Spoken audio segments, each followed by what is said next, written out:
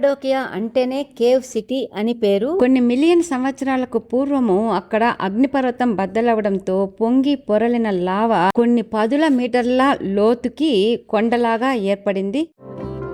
ఇది గుహలోపల ఉన్న room number 1 యొక్క ఫుల్ వ్యూ. ఇక రెండవ రూమ్ ఎలా ఉందో చూద్దాం పదండి. గ్లాస్ లో నుండి చుట్టూ ఉన్న cave houses, cave hotels, artificial క్యాజులు అన్నీ కనిపిస్తూ ఉంటాయి.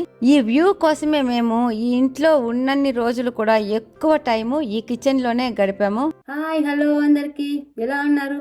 అందరూ చాలా అద్భుతంగా ఉన్నారు కదా. నేను మళ్ళీ మీ విజయ్ విండోస్ కి తిరిగి స్వాగతం.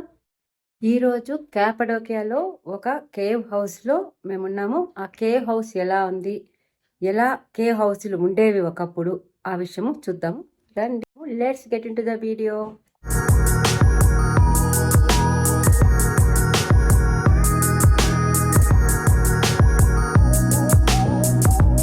క్యాపడోకియా అంటేనే కేవ్ సిటీ అని పేరు. కొన్ని మిలియన్ సంవత్సరాలకు పూర్వము అక్కడ అగ్నిపర్వతం బద్దలవడంతో పొంగి పొరలిన లావా కొన్ని పదుల మీటర్ల లోతుకి కొండలాగా ఏర్పడింది. ఈ లావాతో ఏర్పడిన రాళ్ల గుట్టలు క్యాపడోకియా చుట్టూ కొన్ని వందల కిలోమీటర్ల మేర విస్తరించి ఉంటాయి. టర్కీ టూర్ లో భాగంగా క్యాపడోకియాకి వచ్చినప్పుడు మనకు ఎక్కడ చూసినా ఈ విధంగా గుహలు పలకరిస్తూ ఉంటాయి. ఇల్లు కాదు, హోటల్స్ కాదు, ఎక్కడ చూసినా ఈ గుహలే.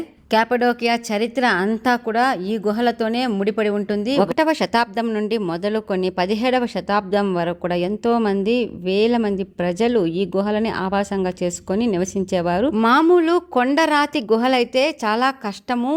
అయితే ఇవి అగ్నిపర్వతం బద్దలవడం వల్ల ఏర్పడిన లావాతో ఏర్పడిన రాళ్లు కాబట్టి వీటిని కొట్టినప్పుడు ఈజీగా మెత్తగా వచ్చేస్తాయి. అదే విధంగా ఈ రాళ్ళు బయట వాతావరణానికి ఎక్స్పోజ్ అయినప్పుడు అంతే గట్టిగా కూడా ఉంటాయి.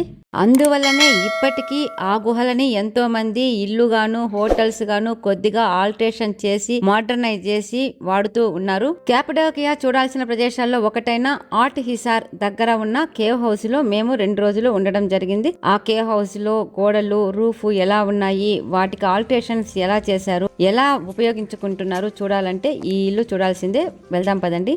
ఈ కేవ్ హౌస్ ని మేము Airbnb ద్వారా బుక్ చేసుకోవడం జరిగింది. ఇప్పుడు మనము ఈ డోర్ గుండా లోపలికి వచ్చాము. వచ్చిన వెంటనే లెఫ్ట్ సైడ్ కి పైకి వెళ్ళడానికి మెట్లుంటాయి. లెఫ్ట్ సైడ్ కి ఒక బెడ్రూము, ఎదురుగా ఇంకొక బెడ్రూము ఉంటాయి.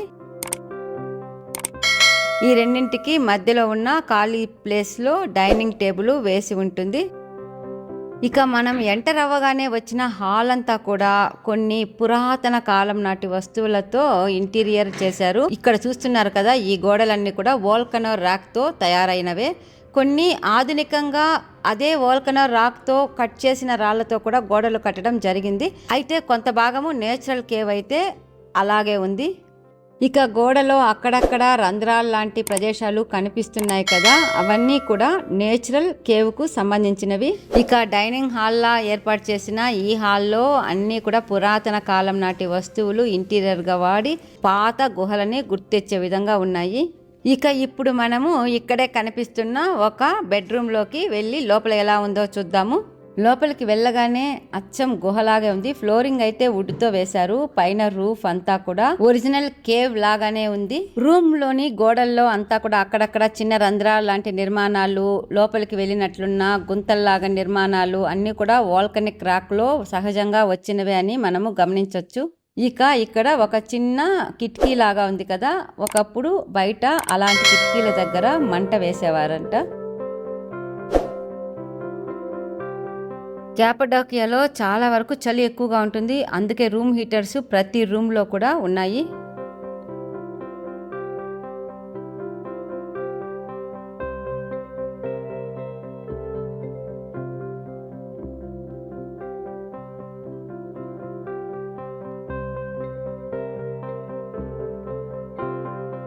రూమ్ లో ఒకవైపు గోడని కొద్దిగా ఆల్టరేషన్ చేసి దానికి చెక్క తలుపును వేసి వార్డ్రోబ్ లాగా చేశారు. లోపల మనము వాడుకోవడానికి టవల్స్, బెడ్షీట్స్, మన బట్టలు పెట్టుకోవడానికి హ్యాంగర్స్ లాంటివన్నీ కూడా అరేంజ్ చేశారు. మన పాతకాలం ఇళ్లలో చూస్తాం కదా పోషాణం పెట్టె అని, అలాంటి పెట్టె ఒకటి అక్కడ ఉంది. అయితే దానికి తాళం వేసి ఉంది. డోర్ పక్కనే ఉన్న వాష్రూమ్కి వెళ్ళి చూద్దాం రండి. ఇప్పుడు ఇళ్ళలాగా వాడుతున్న కేవ్ హౌసెస్లో అన్నింట్లో కూడా చాలా మోడర్న్గా ఉంటుంది. వాష్రూమ్లు అన్నీ కూడా ఆధునికంగా నిర్మించబడి ఉంటాయి. వాటికి కావాల్సిన ఐటమ్లన్నీ కూడా నీట్గా పెట్టుంటారు.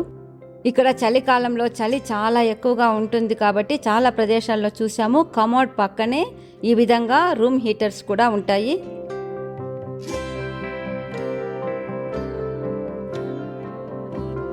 ఇది గుహలోపల ఉన్న రూమ్ నెంబర్ 1 యొక్క ఫుల్ వ్యూ. ఇక రెండవ రూమ్ ఎలా ఉందో చూద్దాం పదండి.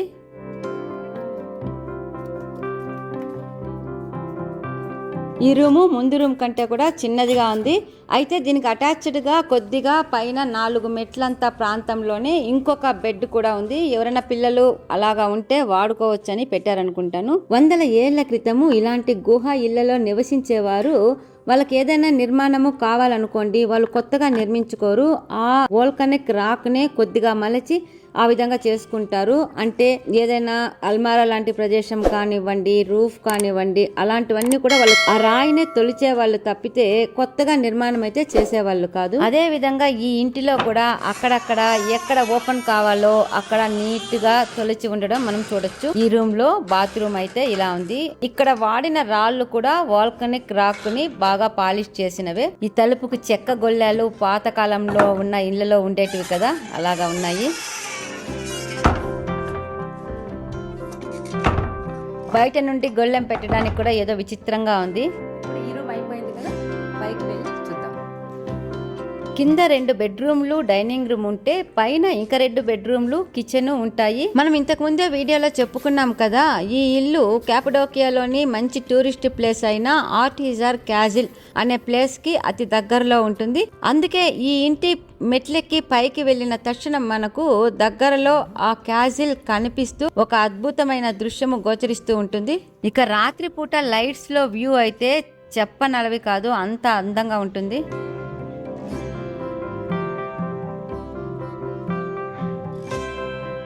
ఇక అలాగే పైకి వెళితే పై అంతస్తుకి కింద అంతస్తుకి మధ్యలో ఇంకొక అంతస్తు ఉంటుంది. అక్కడ కేవలం ఒక రూమ్ మాత్రమే ఉంటుంది. అయితే అది రూమ్ కాదు, ఒక మీటింగ్ ప్లేస్ లాగా అందరూ కూర్చొని మాట్లాడుకోవడానికి, ఏదైనా గేమ్స్ లాంటివి ఆడుకోవడానికి అలాంటి హాల్ ఒకటి ఉంటుంది. ఈ హాలు చాలా వరకు టర్కీ సంస్కృతిని ప్రతిబింబించే విధంగా ఉంది. అక్కడ డ్రెస్సులు కానివ్వండి, అక్కడ పెట్టిన వస్తువులు కానివ్వండి, అన్ని కూడా టర్కీని గుర్తు చేసే విధంగానే ఉన్నాయి. ఇక్కడ రూఫ్ చాలా ప్రత్యేకంగా ఉంది. క్యాపడోకియాలో శతాబ్దాల ముందు కట్టిన చర్చెస్ చాలా ఫేమస్. వాటిని పోలిన విధంగా ఈ విధంగా నిర్మించారు రూఫ్ ని.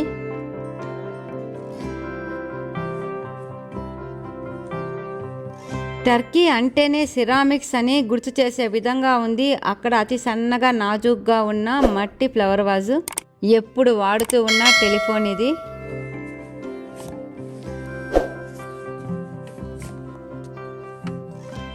ఇక ఈ రూమ్ నుండి బయటకు వచ్చిన తర్వాత తిరిగి ఒక 5 మెట్లు ఎక్కిన తర్వాత రైట్ సైడ్కి కిచెన్ ఉంటుంది, లెఫ్ట్ సైడ్కి ఇంకొక రూమ్ ఉంటుంది. ఇక్కడ నుండి పైకి వెళ్తే తిరిగి పైన ఇంకొక బాల్కనీ ఉంటుంది, అది తర్వాత చూద్దాము. ఇక ఇప్పుడు కిచెన్లోకి వెళ్దాము. కిచెన్ ఎక్కువగా కేవ్ కంటే కూడా కొత్తగా నిర్మించినదే ఎక్కువగా ఉంది. ఒకవైపు అంతా గ్లాసెస్తో ఉంటే ఇంకొక వైపు వోల్కనిక్ రాక్తో గోడలు కట్టారు.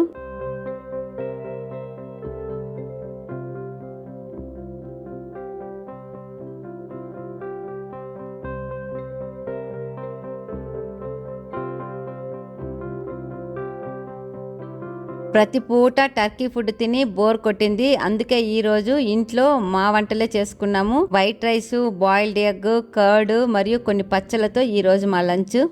గ్లాస్ లో నుండి చుట్టూ ఉన్న కేవ్ హౌసెస్, కేవ్ హోటల్స్, ఆర్టిజార్ క్యాజిల్ అన్నీ కనిపిస్తూ ఉంటాయి. ఈ వ్యూ కోసమే మేము ఈ ఇంట్లో ఉన్నన్ని రోజులు కూడా ఎక్కువ టైము ఈ కిచెన్ లోనే గడిపాము. ఎక్కడ ఉన్నా రూమ్ హీటర్స్ అయితే తప్పనిసరి.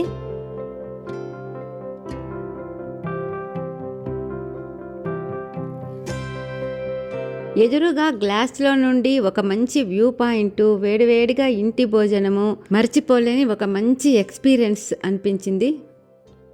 ఇక ఇప్పుడు వంట రూమ్ ఎదురుగా ఉన్న 3వ బెడ్రూమ్ ఎలా ఉందో చూద్దాం రండి. మిగతా 2 రూముల్లో లాగానే ఇక్కడ కూడా మధ్యలో ఒక డబుల్ కాట్ బెడ్ ఉంది. రూమ్ అయితే కొద్దిగా చిన్నదిగానే ఉంది, కానీ పక్కనే ఉన్న మెట్ల ద్వారా పైకి పోయినప్పుడు అక్కడ ఇంకొక సింగిల్ కాట్ కూడా ఉంది.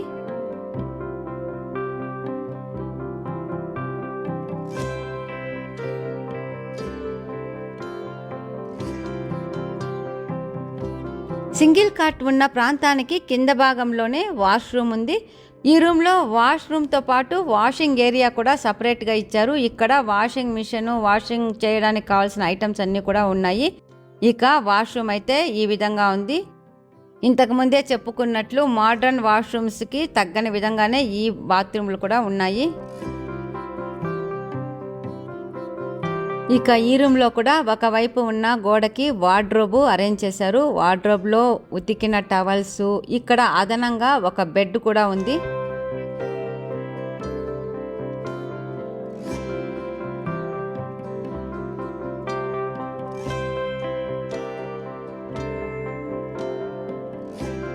ఇవండి టర్కీలోని క్యాపడోకియాలో మేము బస్ చేసిన కేవ్ హౌస్ యొక్క విశేషాలు.